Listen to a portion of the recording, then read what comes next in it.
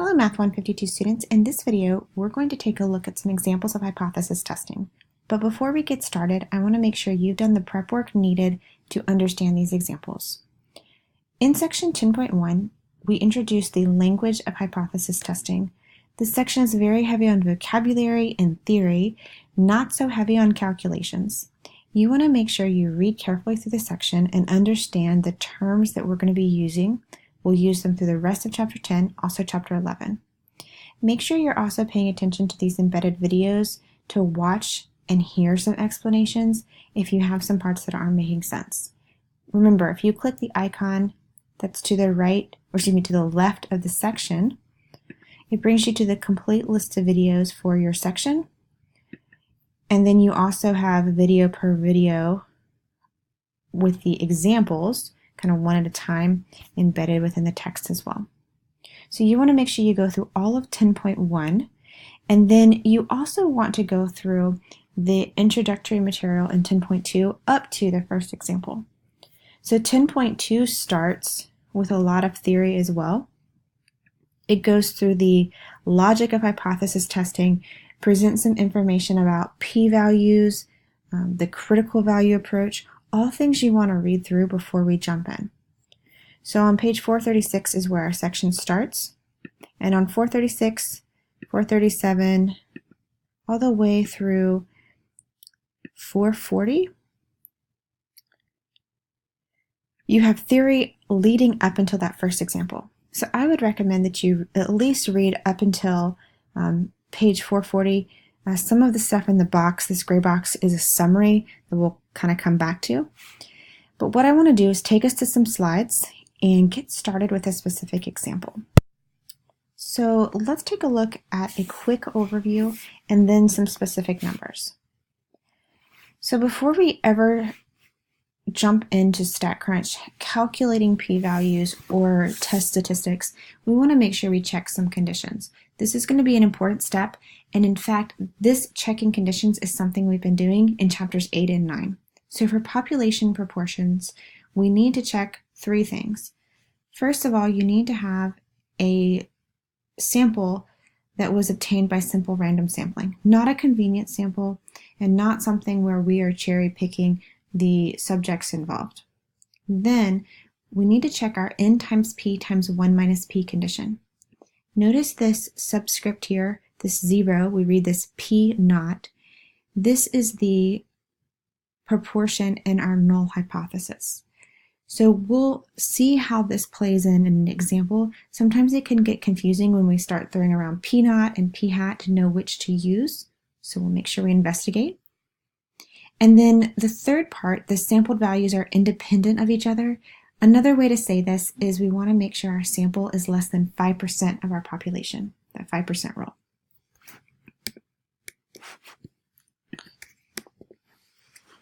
Then our first step, your book actually gives 5 that I follow kind of loosely here. Sometimes I end up combining some steps or don't list them out as 5 separate steps. But our first step is to determine the null and alternative hypotheses. In 10.1, you were introduced to these 3 concepts of 3 ways to set up a hypothesis test. You want to make sure you use the specific symbols and set this up in one of these 3 ways. Okay, so we'll have two-tailed, left-tailed, or right-tailed every time.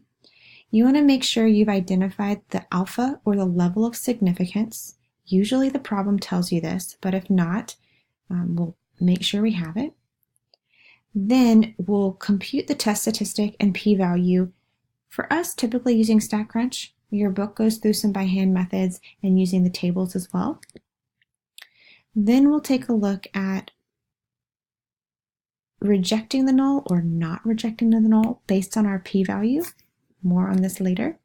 And then step 5, state the conclusions, and I like to say this is state the conclusion in everyday language. So once you've done all of this background work in StatCrunch, you want to make sure you can state it so that someone with a non-technical background, or maybe who hasn't had 152, can understand the conclusion that you're trying to make. So these are the basic steps I'll refer back to, and again, it makes a little more sense once we're looking at a specific example. So for this one, they give us the example of, in 1997, 46% of Americans said they did not trust the media when it comes to reporting the news fully, accurately, and fairly. So then, notice in a 2007 poll, note this is 10 years later, of 1,010 adults nationwide, 525 stated that they did not trust the media. At the alpha equals 0.05 level of significance, is there evidence to support the claim that the percentage of Americans that do not trust the media to report fully and accurately has increased since 1997? So let's get into our setup. Your book a lot of times tells you to check the conditions first, but sometimes I think it's easier to write out your null and alternative, then go back and check the conditions. So for your null and alternative, if nothing has changed, then our proportion would still be 0.46 or 46% of Americans that didn't trust the media. If we've seen an increase, that proportion is going to be larger. So this is our basic setup with our null and alternative. Then, before we go ahead and jump to checking our test statistic and p-value in StatCrunch, I think it's helpful to now go back and look at the conditions.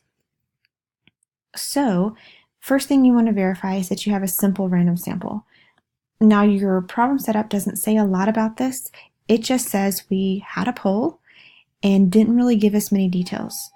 We're going to assume that this is not a convenient sample. If we have anything that indicates that it's a convenient sample, our hypothesis testing doesn't really hold up very well. In other words, a cherry-picked data set is not going to give you results you can extend to your population. The second condition is to check your n times p times 1 minus p. Now notice that they put the p naught, this p sub 0. This is the proportion in our null hypothesis. That's the 0.46. So we plug in our n value, our sample size, our 0.46, and our 1 minus 0.46, and we get approximately 251, bigger than 10. That condition checks. If this does not check, we're going to see that there's some alternative methods, but at least the first few examples, this condition will check, and then we also want to check the 5% condition. 1,010 adults is pretty small compared to your total number of American adults, so we don't have to worry about going over our 5% here. So let's go back to our setup. We've stated our null and alternative. We've verified those conditions. You do want to make sure in step 2 you restate your level of significance. Here they told us the alpha equals 0.05. They also could have given us 0.01 or 0.10. We'll see those two other common values that mimic what we saw with the confidence intervals. And then in step 3, we're almost ready to get to StatCrunch. Before we get there, I like to calculate my p-hat. P-hat is your sample proportion. In this case, our 525 out of 1,010. That gives us 0.52, or think about that as 52% of the adults surveyed said they did not trust the media.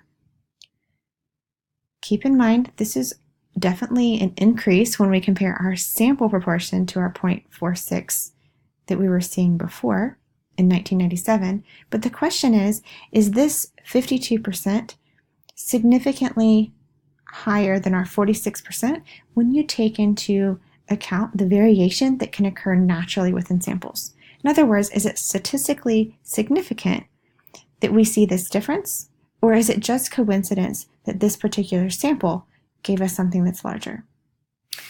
So I think it's helpful to calculate this 0.52 by hand so that you get a sense of where your sample data is. Then when we get ready to go to StatCrunch, StatCrunch can calculate this test statistic, and then it'll also give us our p-value. So you can do the test statistic by hand using your formulas. This is the same formula that we had seen in chapters 8 and 9, finding the z-value, but also what we can do in StatCrunch pretty quickly. So I'm going to switch us over to StatCrunch, and we're ready to go to our stat, proportion stats, one sample with summary. our example, we had 525 out of 1,010 total. We are doing a hypothesis test, and you want to make sure you change these values to match what was in your null hypothesis. Then for your alternative, we thought there had been an increase. And we don't really need to store this in a data table or to do any plots. Hit compute. Notice it gives us our information about our sample. The 0.52 that we saw, that's our sample proportion, so we can check on there. Our standard error, that's the sigma sub p. If we were to do that standard deviation calculation by hand, that's what we would get. And then the z-stat, this is our test statistic, and then we have our p-value.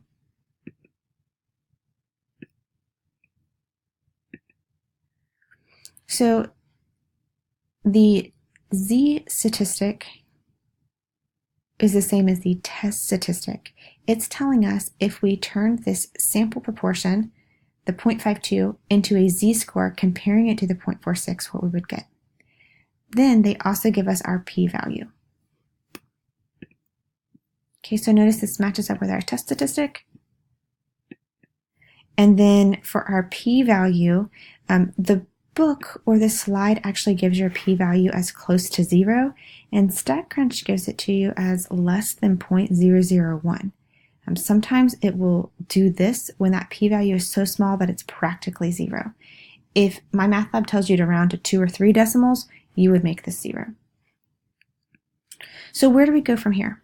Well, for our conclusions, when we have a p-value that is smaller than our alpha, we say that this is statistically significant and we reject the null hypothesis. So your step 4 is to determine whether you reject or don't reject. With a small p-value, you reject your null, and anytime you reject your null, you'll accept the alternative. So in this case, we want to take it one step further and write it in everyday language. When we reject the null,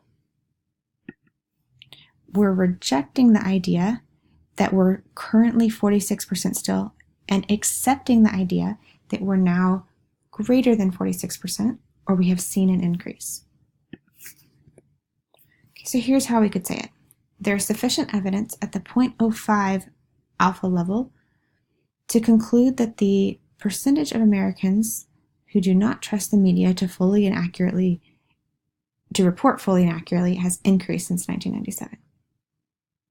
In other words, we're saying there's evidence to support our alternative hypothesis. All right, guys, so let's wrap up this example. Here, what I want us to get out of this example is how to utilize StatCrunch and then integrate that with what our book is doing. So the important parts before you ever go to StatCrunch are to do this setup.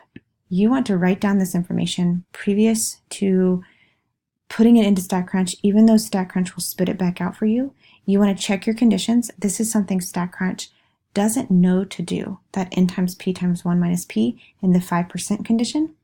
Then once you get this output, you want to make sure you know what you're looking at. You want to confirm that your sample proportion matches the p-hat that hopefully you calculated by hand. You want to make sure you see a test statistic and a p-value. Your book gives information on how to use the classical approach using the critical values. This is involving the test statistic or the z-stat here, whereas I think the p-value approach is the most direct and the one that I typically prefer. So for a lot of the problems, it will ask you for the test statistic and the p-value and then to make a conclusion. So when your p-value is smaller than your alpha, you can make the decision of rejecting the null and accepting the alternative without really having to worry too much about the test statistic. If you like the test statistic approach, you can also use that based off of what you get here.